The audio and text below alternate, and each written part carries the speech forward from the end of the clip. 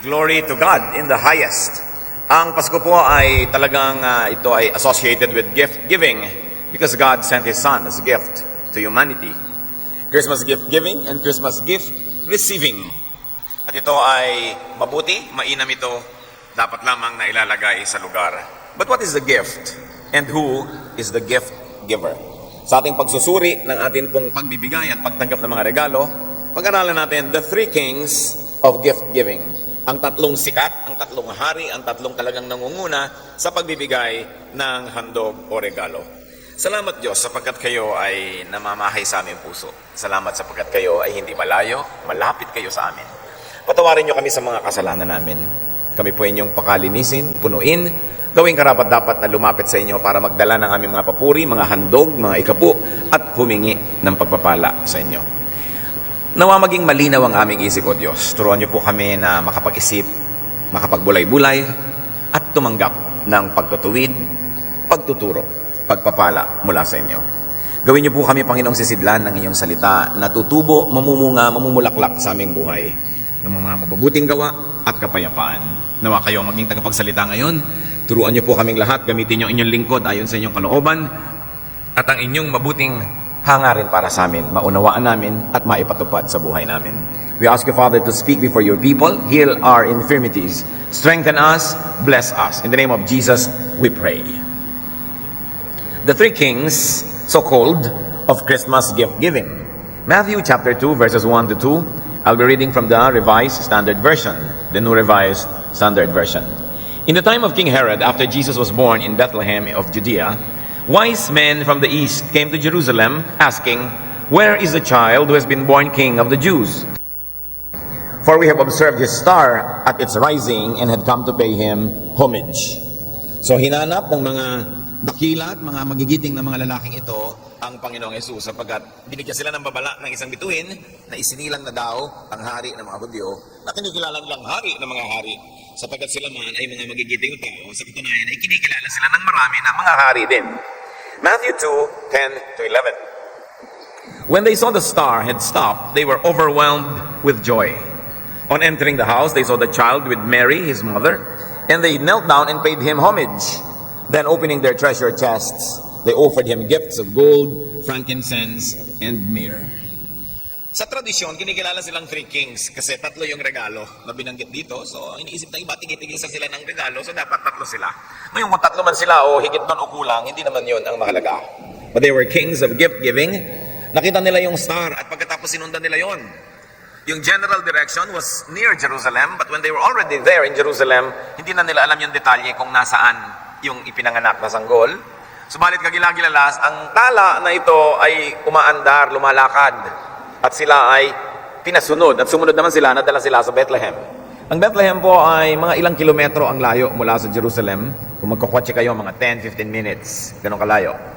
At yan ay narating nila. At nung tumigil ito sa bubungan, sa tapat ng bubungan ng bahay na kinasisidlan ng bata, sila ay nagalak at pumasok at dinala nila ang kanilang mga regalo. So sa tatlong kings na pinag-uusapan natin, sino ang mga wise men na ito? They are king number 3. Or probably what we can say, the wise men as gift givers or others as gift givers. Iba, mga ibang tao, yung sila. Gift givers sila. Someone or people outside of yourself. Ang pinag-uusapan natin dito na sentro ng pagtingin sa mga gift givers, yung sarili natin. So yung mga wise men na to, others, sila yon. They were people outside of yourself. And these wise men wanted to pay homage. They gave gifts, and we can see that they traveled, they made a way to give their gifts, and then once they found the baby, they gave the same gifts. So nais silang sumamba, nais silang magbigay galang, nais silang magbigay ng handog, naglakbay sila, gumawa ng paraan para madala ang handog na ito sa paanan ng bata. The gift giving was up to them. Sila ang may pakana. And it was dependent on their decision and their capacity to give, to travel, and to find the recipient. Ang pagbibigay na ito ng king number 3, galing sa kanyang kalooban, ayon sa kanyang kakayanan na magbigay, at sapagkat sila ay mga mayayamang tao, nakapagbigay sila nitong mga mamahaling mga regalo, kinaya din nila na maglakbay. Mahirap maglakbay noon. At kung may mga dala kayong kayamanan, pwede kayong harangin ng mga tulisan at mga agawan kayo ng kayamanan nyo. So meron silang kasama mga gwardya, marami silang kasamang magluluto pagka sila nagugutom sa daan. It was a big group. Ang binanggit lang dito yung mga pangunahing tauhan. At nakaya nilang hanapin itong dapat makatanggap ng kanilang regalo. Una, marunong silang magbasa ng mga babala sa kalangitan. Ang kalangitan ay nababasahan ng mga babala. Nakita natin. At nakita nila yung estrella na yon, yung bituin na yon. At nung meron ng kailangan ng specific direction, naging very, very specific din yung guidance na binigay sa kanila. Pero nakaya pa rin nila itong basahin. So itong ganitong uri ng pagbibigay ay nakaasa, nakasandal dun sa nagbibigay. And it was centered on the gift items. Ano ba yung dala? Ano yung ipinagtanggol nila? Ano yung kanilang iningatan sa pagbabiyahe? At ano yung ngayon ay kanilang tinanggal sa mga balutan at dinala sa paanan? It was centered on the items. Ang tanong nga okay, ang gaganda ng mga regalo nila, nasa na yun ngayon? Ano kaya ang nangyari doon dahil hindi na uli nabanggit kung saan na napunta yun at anong nangyari? Pero nagregalo sila. This was the first party, the first group of kings, or King 3. What about King 2? Dito sa ating pinag-aaralan. Iniimbento lang po natin itong convention na King 3, King 2, King 1, okay? Para makita natin na tatlong uri ang nagbibigay. Isa yung Group 3, ibang tao, labas sa inyo. Yung Group 2, King represented by Mary, or oneself. Kung ang tingin natin sa mga wise men, sila, itong Group number 2, tayo. Specifically, kayo. And very specifically, para hindi kayo malito, ikaw. Kasi yung kayo, akala pa natin, group. Tagalog kasi, ikaw. Kayo, very respectful kayo, marami, pero ikaw. Ako. Gift giver din ako. Gift giver din ikaw, kapatid. Si Mary sa Luke 2, 15 to 19, when the angels had left them and gone into heaven, the shepherds said to one another, let us go now to Bethlehem and see this thing that has taken place, which the Lord had made known to us. Alam natin na yung mga nag-aalaga ng hayop ay nasa labas, at gabing-gabi nagdatingan ng mga anghel, bumaba sa langit, nag-awitan, at sinabi sa kanila, isinilang na ang tagapagligtas, isinilang na si Jesus. Pumunta kayo sa bayan, nakikita nyo yung ganitong mga babala, at yun, makikilala nyo kung sino yung isinilang. At sabi nito mga pastol, halika, pumunta tayo, tingnan natin.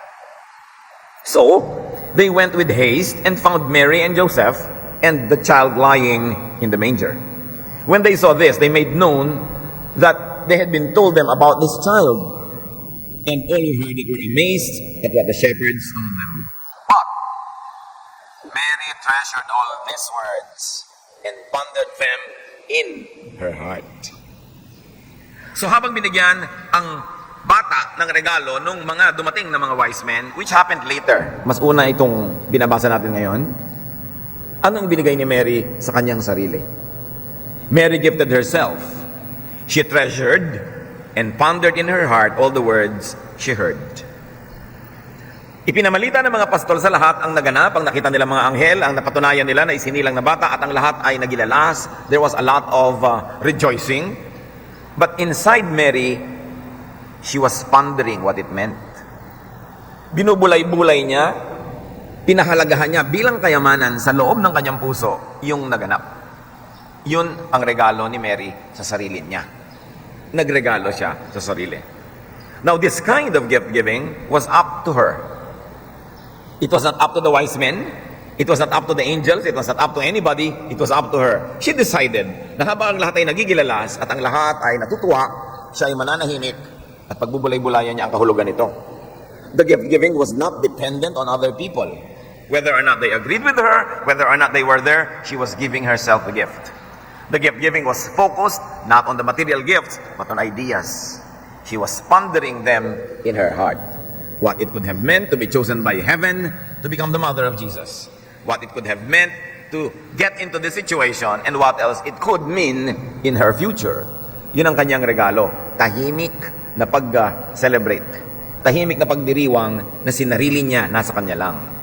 At nung siya ay pumunta kay Elizabeth na kanyang pinsan, na nauna nang nangyari kaysa dito sa panganganak na ito, nandyan na yung pagbibigay niya ng regalo sa kanyang sarili. Luke 1, 46 to 49. And Mary said, my soul magnifies the Lord, and my spirit rejoices in God, my Savior.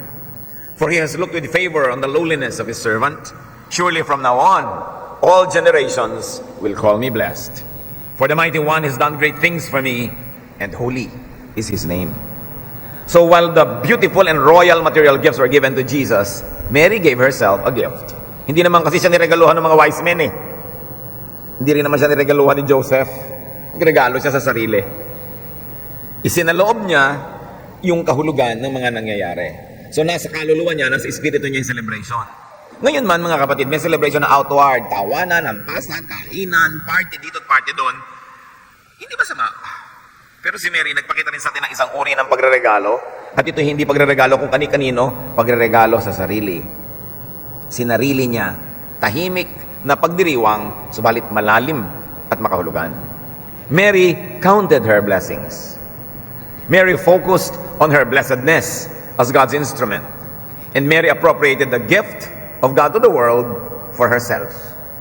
Sa isang very positive na paraan, inangkin ni Mary ang Pasko. Sinarili. Sadya, ito ang kahulugan nito. Ito ang aking pagdiriwang. All generations will call me blessed. Tumanggap ako ng kaisa-isa at unique na pagpapala mula sa langit. Ito ang aking papahalagahan. So, king number 3 were the wise men or others. King in gift-giving number 2 is Mary or oneself. And of course, king number 1 in gift-giving is God.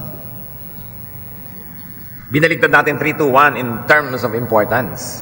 In terms of power to be able to give. Luke 1, 26 to 37, but we will not read all, only chosen parts. In the 6th month, the angel Gabriel was sent by God to a town in Galilee called Nazareth, to a virgin engaged to a man whose name was Joseph, of the house of David.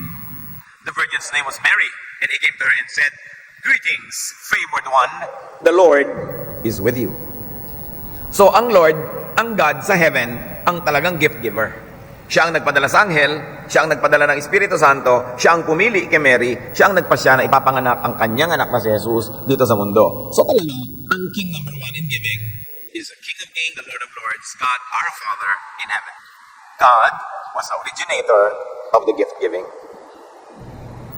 God was the giver. Ang Diyos giver. Nung nilikha niya ang tao, binigyan niya ng isang planeta na napakayaman, napakaganda, nagbigay talaga siya agad. Kaya tayo nagbibigay din sa Diyos eh. Sapagkat yung pagbibigay, gusto ng Diyos. Gusto niyang nagbibigay, at syempre gusto rin niyang binibigyan. Kayo man, kung kayo yung mayaman, kayo yung manager, kayo may-ari ng kumpanya na namimigay kayo ng mga 30th month pay, namimigay kayo ng mga 14th month pay, namimigay kayo ng mga bonus, mga regalo, hinahanap nyo din naman na bigyan kayo. Kahit naman lang hindi nyo siguro kailangan, yung ibibigay, pero ang kailangan nyo, yung maalala kayo. At maisip nyo na, naaalala naman pala ako. So may kanya-kanyang pangangailangan ang tao. Katulad ni Mary, hindi siya nabigyan ng material gifts, kaya inalala niya kung ano yung ibinigay sa kanya mismo ng Diyos. At yun ay isang bagay na malalim, isang bagay na espiritual. John 3:16, "For God so loved the world, that He gave His only Son, that everyone who believes in Him may not perish, but have eternal life." So Diyos ang nagbibigay, Diyos ang nagmamahal. Galatians 4:4, "But when the fullness of time had come, God sent His Son." So God's gift to us is His Son, the Spirit.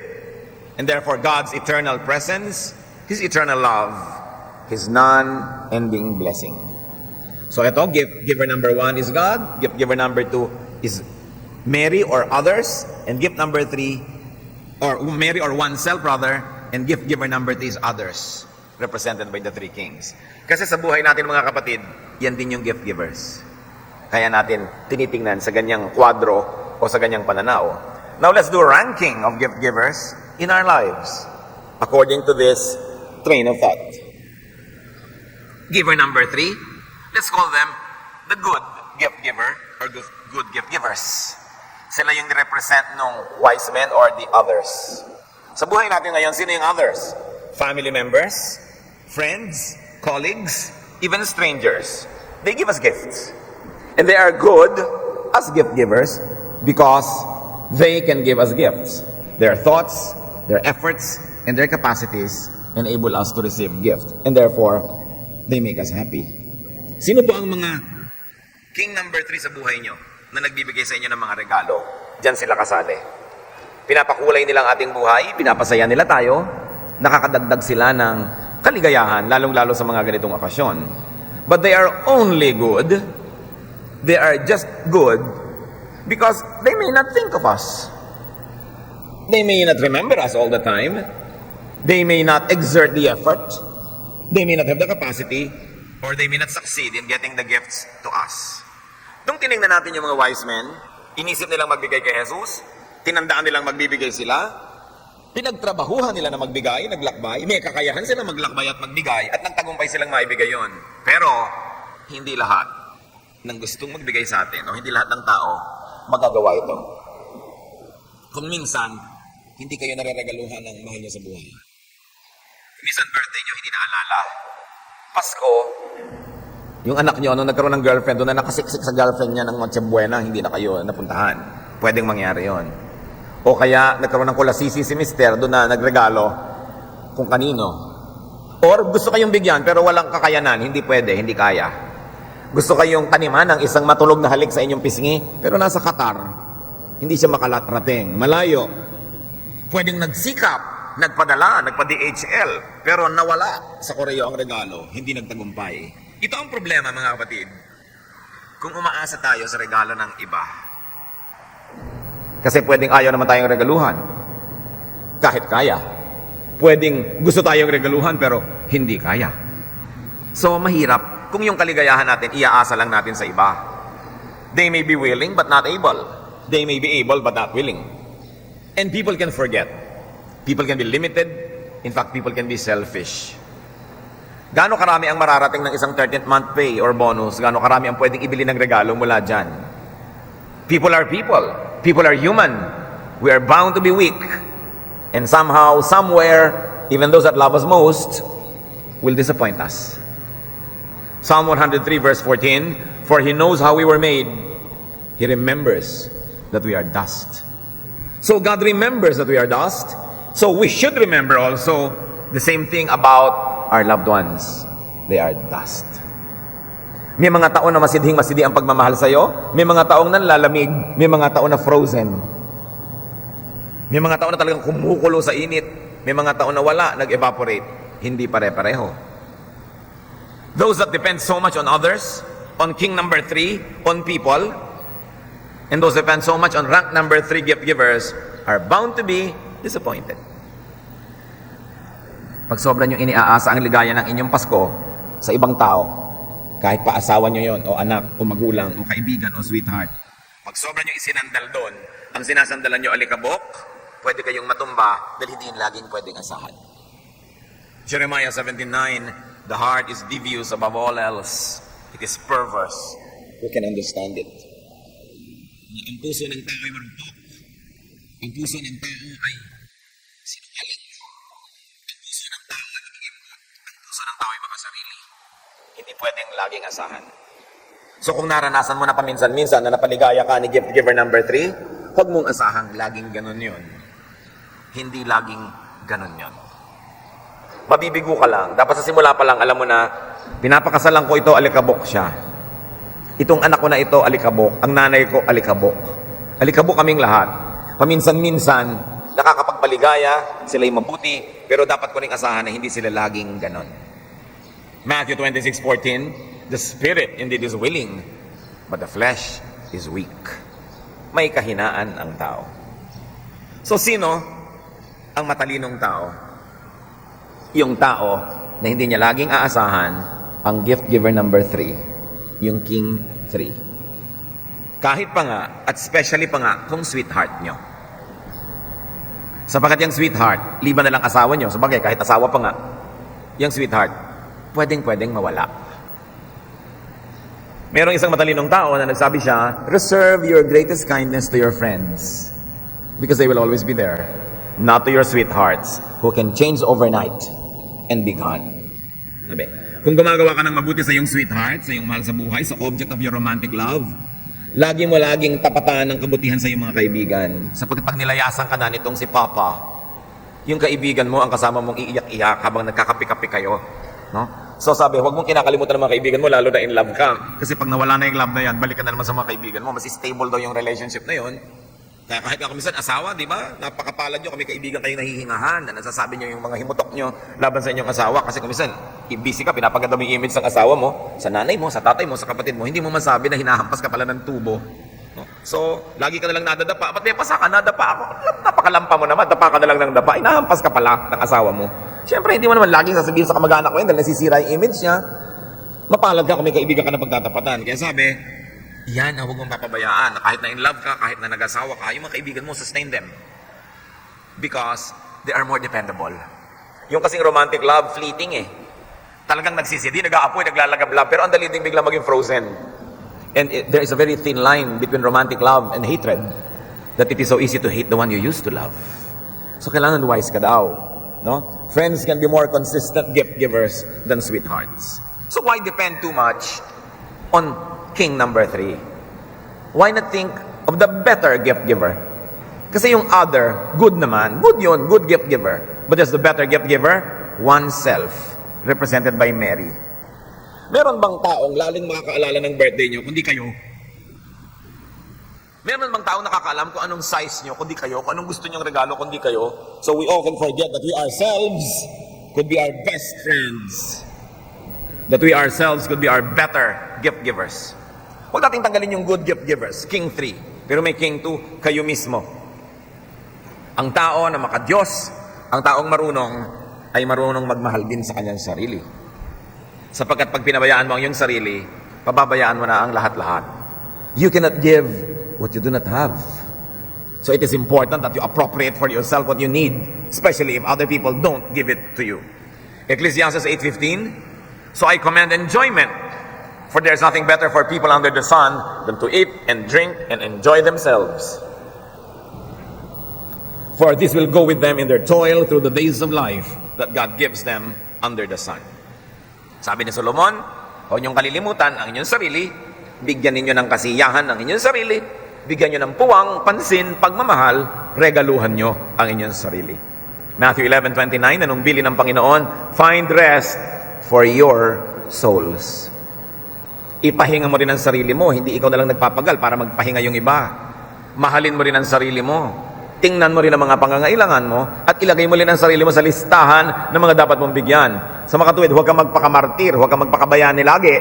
Pagkatapos, pag hindi kayo ginawa ng monumento, iiyak-iyak ka dyan. Uubusin mo lahat pang regalo at pag hindi ka naregaluhan, nagsasentimiento ka. So magtira ka sa sarili, iregaluhan mo rin sarili mo para pag binigyan ka ni King number 3, masaya. Pero kung hindi ka man niya bigyan, may King number 2, ikaw yon, bigyan mo ang iyong sarili. Huwag mong papayabayaan ang iyong sarili. 1 Corinthians 9:10, whoever plows should plow in hope, and whoever threshes should thresh in hope of a share in the crop. Kung sino man daw ang nagbubungkal ng lupa para magtanim, dapat may inaasahan siyang ani. At kung sino man sumasama sa harvest, nagpapagod, kailangan alam niya may kaparte siya doon sa mga bunga na hina-harvest. In other words, ang tunay na pag-ibig sa sarili, pag-ibig sa trabaho, pag-ibig sa mundo, ay kasali ang pag-ibig sa sarili. Gumagawa ka ng mabuti dahil umaasa ka rin na meron kang mapapala. Kaya mga kapatid, sino man ang gumagawa sa inyo ng mabuti, itanim nyo ito sa inyong isip. May inaasahan din yon na mapapala. At hindi yon masama. Hindi masama na nireregaluhan kayo, ina-expect niya, magre-regalo din kayo. Kung kayo yung nagre-regalo, mas mabuting huwag kayo mag-expect para hindi kayo mabigo. Pero kung kayo yung nire-regaluhan, itanim nyo sa isip nyo, dapat kong suklian ang kabutihang ito. Naaalala ako, dapat kong alalahanin yung nakaalala sa akin. Binigyan ako, dapat ko rin bigyan. Kung di ko man kaya ngayon, sa lalong madaling panahon na kaya ko na, magbibigay ako. Nangutang ako, pinautang ako, inaasahan ng nagpautang na siya'y babayaran. At kung hindi ko man mabayaran ngayon, lagi kong ipapaalala, hindi ko nalilimot yun na, sorry, wala pala akong pambayad, pero naalala ko yan. Oras na kaya ko na, babayaran kita. Hindi yung pagka nagkaroon ka na ng pambayad, harurot ka na at kung saan ka na magtago at hanggang ubusin muli yung pera mo at hindi ka naman nagbayad talaga. Ang nagpapautang, umaasang makakasingil. At hindi natin dapat parusahan yung nagpautang na siya patong nakikiramdam, siya patong ninenervyos kung makakasigil pa ka siya o hindi na. Why will you punish people who help you? You should reward people for helping you. Kaya kung binigyan ka ng isang papaya, pag isinuli mo yung papaya, dagdagan mo pa ng mangga. Hindi papayang papaya lang. Because you must reward people who help you. It is evil not to reward, and it is doubly evil to even punish those who are good to you. So pag nagtatanim, gusto niyan umani. Kahit hindi pinag-uusapan, kahit hindi nakastipulate sa kontrata, pag nag-invest, umaasang may tubo. At hindi yun masama. Dapat yun ibigay.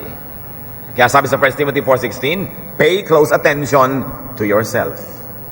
Sabi nung isang kanta, learning to love yourself is the greatest love of all. At may mga Kristiyano na na-offend sa kanta na yon. Siyempre yung kanta poetry can tend to exaggerate. Hindi naman siguro ibig sabihin talagang greatest love, yung love for self. But the central theme is, love yourself also. That love for self is also a great love. Ikaw man at halaman, hindi naman masama na diligin mo yung sarili mo, lagyan mo ng fertilizer, kasi pag namunga ka, maraming makikinabang. Hindi pwedeng halaman ka sa mo, sige na, inumin mo na lang ang tubig, wag mo na akong diligan. Eh di pag natuyo ka, wala ka na rin pakinabang sa mundo. Kaya yung pagdidilig sa sarili, pagpapahinga, pagbabakasyon, pagre-relax, isang uri rin yan ng paglilingkod sa kapwa. Kung sa panahon naman na ikay malakas at nakapagpahinga at malinis ang isip, ay talagang napapakinabangan ka ng kapwa. Eh di pati ang pagpapahinga mo, isang stage, isang phase, isang facet ng paglilingkod mo sa sarili. Kaya hindi pwedeng public servant ka o kaya religious leader ka o servant ka ng maraming tao tapos wala ka nang ginawa kundi gasgasin ang sarili mo, mapagod ka, maubos ang lakas mo. Dahil anong ibibigay mong serbisyo sa tao kung hindi ka nakapagpahinga? Kaya kung meron pong taong naglilingkod sa atin, mga kapatid, kahit siya nagsisiesta, nagpapahinga, natutulog, bahagi ng paglilingkod niya yon. Kumbaga, pag sinabi mo doon ba sa cellphone na nagcha-charge, walang kwentang cellphone to, nagcha-charge. Eh, anong gusto niya sa cellphone niyo? Low bat?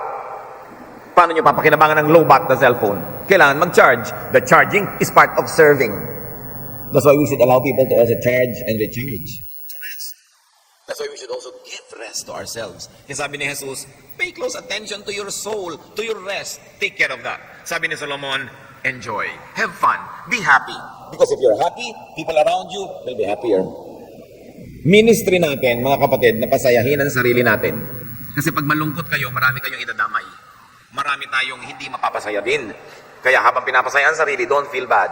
Basta't hindi lang sarili lang at yun na lang at wala nang iba na inaasikaso sa buhay. So mahalin din ang sarili. At kahit sa pag-ibig, magtira para sa sarili. Huwag niyong ubusin, huwag niyong ibigay lahat. Sapagkat pag hindi kayo sinuklian, zero kayo, nothing. No? Kailangan may natitira. And respect yourself. Especially in romantic love. And very especially, kung hindi ka nire-respeto. Sino pang matitira magre-respeto sa'yo, kapatid? Hindi sarili mo na lang. Kaya kailangan nire-respeto ang sarili. Kahit sa mag-asawa, hindi ka ginagalang ng asawa mo, galang mo ang sarili mo. At turuan mo siyang igalang ka. Kailangan yon. Demand it. Expect it. Live it. Dahil ikaw'y tao, marangal, nilikha sa wangis ng Diyos, hindi ka pwedeng gawing doormat. Respect yourself. Be kind and be good to yourself. In other words, up to a great degree, love yourself. It's very biblical. Galatians 5:14, you shall love your neighbor as yourself.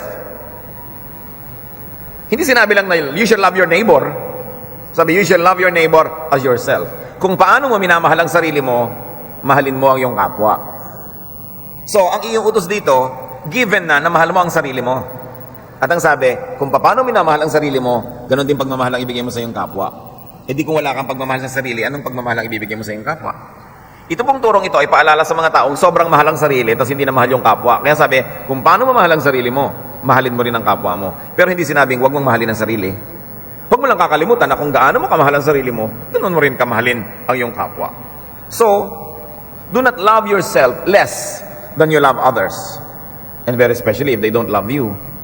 Alam niyo mga sobrang naruromantic ang feeling, nai-in love. Wala nang itinitira sa sarili, wala nang dangal, wala nang respeto. Kailangan nandun yun. Kung sa palagay nyo, sa inyong pagpapakahamak, sa inyong paghahabol-habol, pamamalimos ng pag-ibig, ay may mapapala kayo, wala. Kasi una, kung mahal kayo, hindi nyo na kailangan mamalimos ng pag-ibig niya. Kaya kayo namamalimos, dahil hindi kayo mahal. Ngayon, kung hindi na kayo mahal, namamalimos pa kayo, lalo lang kayo hindi mamahalin nun. Lalo kayo magiging hamak sa pagtingin niya. Lalo lang wala kayong mapapala. So, mabuti yung mahal nyo, mahal kayo. Pero kung hindi niya kayo mahal, mahalin nyo sarili nyo. Sino pang natira magmamahal sa inyo? Kailangan ganon. Marami sa pag-ibig, mamalimos ka, hahabol-habol, hindi ka na tinetextan, text ka pa ng text. Ba't di ka nagte-text? Hindi ka na tinetextan eh, manahimik ka.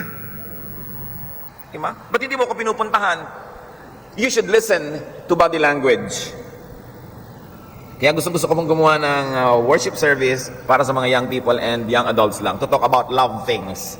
Na kumisan, yung sa inyo dito, expired na para pag-usapan tong mga love things na ito, no? Yung ano na, lampas na. Pero yung mga papunta pa lang doon, dapat iligtas sa napakaraming kalungkutan. And one thing I like to remind people who are falling in love, listen to the body language. Kung mahal kayo ng tao, walang gagawin yan kundi lumapit sa inyo, habulin kayo, puntahan kayo. So pag hindi kayo nilalapitan, hindi kayo pinupuntahan, isa lang ibig sabihin nun, hindi kayo mahal. O hindi kayo masyadong mahal. Huwag nyo ipagsiksikan ang sarili nyo dahil pag hindi ka mahal, nabubuisit lang sa'yo. Di ba? Naiinis lang sa'yo. Wala kang points na magagather sa pagsisiksik sa sarili mo. Lalo lang lalayo ang loob. So pasensya ka na lang. Di ba? Mahalin mo ang sarili mo at tumanap ka ng mapaglilingkuran. Bungkalin mo ang mga bukid, repairin mo ang rice terraces, may mapapala pa, pero isagsiksikan mo ang sarili mo sa hindi nagmamahal sa'yo, anong mapapala mo nun? Lalo lang liliit ka sa kanyang pagtingin. So do not over-depend on others for your survival. Do not over-depend on others for your well-being and happiness and meaning. Dapat ikaw parang araw, hindi buwan. Ano po ba yung buwan? Kaya lang may ningning ang buwan dahil may araw. Nare-reflectan lang siya, kaya siya nandun. Kaya pag natakpan ng Earth, yung araw, nagkakaroon ng eclipse, wala, nawawala yung buwan.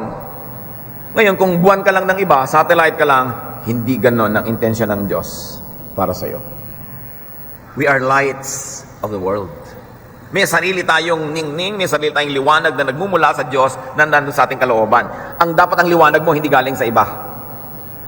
Dapat liwanag ka mismo. Bagamat, kung naliliwanagan tayo ng iba at inspirado tayo, lalo tayong nagniningning, di ba? Pero kung nawala siya, alam naman blackout na yung buhay mo. No. Dapat may sarili kang ningning, may sarili kang halaga, may sarili kang saya. Huwag laging umasa. Huwag laging maghabol. Ang ganda-ganda niya, ang bango-bango niya, ang tali-talino niya, ayaw sa'yo. Di wag.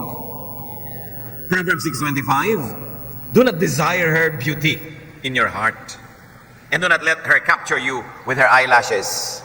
Nakita niyo sa Biblia? Sobra daw sumilo yung pilik mata. Kaya maraming babae, ang mga pilik mata, isang dangkal. May balak manilo, ha? Kaya pinapalaki ang pilik mata. Para pag kurap na ganyan, talagang umibig ka na. Side view ng side view para makita mo yung pilik mata niyang isang dangkal. Well, hindi naman masama. Baka tanggalin niyo tuloy lihim yung mga kinabit niyo dyan. Pero ang sinasabi ni Wisdom sa kanyang anak, huwag kang magiging slave ng beauty. Lalo't hindi ka beauty, kawawa ka. No? Huwag yung laging ang ganda ng mata niya, ang ganda ng labi, ang sarap kagatin. Kumagat ka na lang ng pakwan. Nabibili pa sa tindahan. No? Sabi, ang ganda naman ng muscle niya, no? What a beautiful body part. Sabi sa Biblia, huwag mong hangarin. Kawawa ka. Kawawa ka. Yung mga dumadaan na ang mga blouse ay nakaangat, tapos yung puso ay may hikaw pa. Di ba ano sinasabi ng hikaw? Tingnan mo ako. Tingnan mo ang puso, hangarin mo, pero hindi mo makukuha. So ano mangyayari sa'yo? Ngayon, kung nakukuha mo rin, wala naman kwentang puso dyan, lahat ng dumaan, nakuha siya, bali wala rin. So sabi, huwag kayong padaya. Huwag kayong padaya. Si Samson, itinalaga ng Diyos isang napakalaking ministry. Ang lakas. Ano nagpahina lang sa kanya? Pilik mata ni Delilah. Nung makita niya ang babaeng ito, kahit hindi dapat, dahil hindi sila dapat nakikipagkasalan sa lahi na yon, Judges 14:3, Samson said to his father, get her for me because she pleases me. Kailangan niyo siyang makuha, kailangan siyang maging asawa. No? So beware of persons that please your eyes. Lalong-lalo hindi niya naman asawa. At walang balak magpakasal sa inyo. Tumingin na lang kayo sa langit. Maganda rin ang ulap. No? Hindi pa kayo aalipinin ang ulap. Beware of people who please your appetites because they will become your masters. Hahabol-habol kayo, susunod-sunod. Parang aso na nilalaglagan ng konti-konting butil ng pagkain, hahabol-habol, kakain-kain, susunod-sunod. Huwag tayo maging ganon. Kailangan kilala mo ang sarili mo. Kung hindi ka pinapahalagahan, huwag mo nalang isiksik ang sarili mo. Find meaning, find happiness, find amusement within and with yourself. And up to a great degree, learn to be comfortable being alone once in a while. Ang Panginoong Jesus ang nagbigay sa atin ng halimbawa. Most of the time, He was alone praying. He was alone enjoying God. Dapat hindi tayo laging takot na takot mag-isa. Sapagkat kung lagi kang takot mag-isa, ibebenta mong kaluluwa mo, may makasama ka lang. Kaya dapat hindi ka takot mag-isa. Kung kailangan mag-isa, di mag-isa. Kung may kasama, salamat, may kasama. But there are moments when you really have to be alone. Ipinanganak ka mag-isa. Kahit ka may kakambal, nag-isa ka pa rin lumabas sa mundong ito, hindi ka may kasama. At mag-isa ka rin mamamatay. Kahit ka naliligid ng lahat ng kumakanta ng hallelujah, dahil sa kabilang buhay ka na, ikaw pa rin yung magmamamatay, hindi yung choir. So, mag-isa ka pa rin. Dapat mag-practice tayo niyan na paminsan-minsan nag-iisa at hindi ka nababalisa. Hinahanap mo ang kahulugan. Tulad ni Mary, she pondered things in her heart. Pinag-isip-isipan, pinagbulay-bulayan. So, yan yung better gift giver, yourself. But the best gift giver, is God. Siya yung King One, King of Kings, the best, the greatest, the one and only. God offers life, meaning, purpose, joy, peace, etc., etc., etc. Kailangan pa kung minsan, mga kapatid, nalayasan tayo ng ating mahal sa buhay para madiskubre natin muli ang pakikipagniig sa Diyos. Kailangan pa kung minsan na magkasakit tayo at maratay para madiskubre uli natin yung pakikipagsuluhan sa Diyos. Kailangan pa kung minsan na tayo magdusa, maghirap, mawala ng pera, mawala ng lakas, mawala ng bahay para maalala natin uli kung sino ang Diyos sa ating buhay. Nawa, hindi na natin kailangang sapitin na mahubaran para lang maalala natin na ang Diyos ang nagbibigay sa atin ng damit. Huwag na natin pang maranasan na madurog para lang natin maalalang muli na Diyos ang bumubuo. Sapagkat yung tao na sa kanyang kabuuan, sa kanyang pagiging maganda ang pananamit, maganda ang buhay, masaya, may nagmamahal, hindi pa rin niya nalilimot ang Diyos, hindi na kailangang ipaalala sa kanya yon sa pamamagitan ng palo. Hindi na kailangang ipaalala sa kanya sa pamamagitan ng hirap. Kaya kung tayo masaya, maligaya, kontento, masagana, lalong alalahanin ng Diyos. Sapagkat kuminsan kailangan mawala ang lahat ng yan para lang maalala ang Diyos. Acts 17:28, in Him we live and move and have our being. Kanino daw tayo nabubuhay? Kanino tayo nakakagalaw? Kanino tayo umaasa? Sa Diyos, hindi sa tao. Nalilimutan ko minsan yan ng mga na-in love. Dapat laging inaalala sa Diyos. Psalm 57 verse 2, God fulfills His purpose for me. May purpose ang Diyos sa atin. May layunin, may plano. Kailangan tayong sumangayon, makisama sa Diyos para matupad yon. At sabi sa Ephesians 2:14, He is our peace.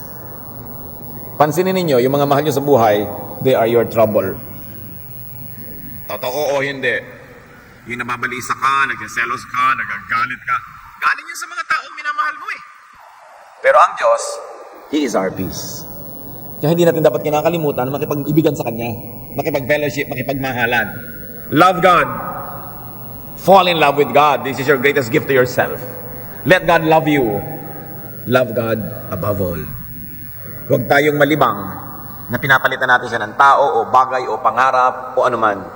Mark 12:30, love the Lord your God with all your heart and with all your soul and with all your mind and with all your strength.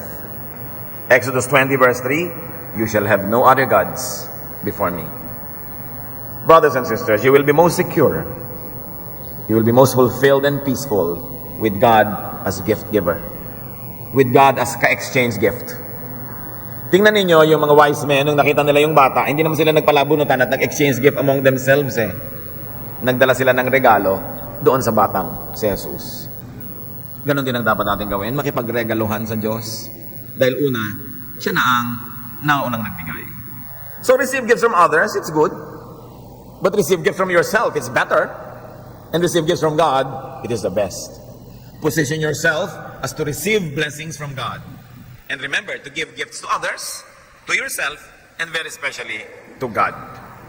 So, sa ganitong mga Kapaskuhan, sa mga important occasions, kung may nagre-regalo sa inyo ibang tao, salamat. Pero kung wala, lalo kung wala, dapat marunong kayo magregalo sa inyong sarili. Be a gift-giving king to yourself and have yourself a Merry Christmas. Diyos namin sa langit, salamat sapagkat kayo ay nagtuturo na maraming pwedeng tanggapan ng kasiyahan. Kapwa-tao, sarili namin, at kayo. Nawa itong tatlong to maging balance sa buhay namin. At matuto rin kami, Lord, to be balanced in our giving, that we give to you, we give to ourselves, and we give to others. Pagbulay-bulayan natin mga kapatid, ang practical na kahulugan nito sa ating buhay. Let's bow before the Lord and ponder, like Mary, ponder these things in silence.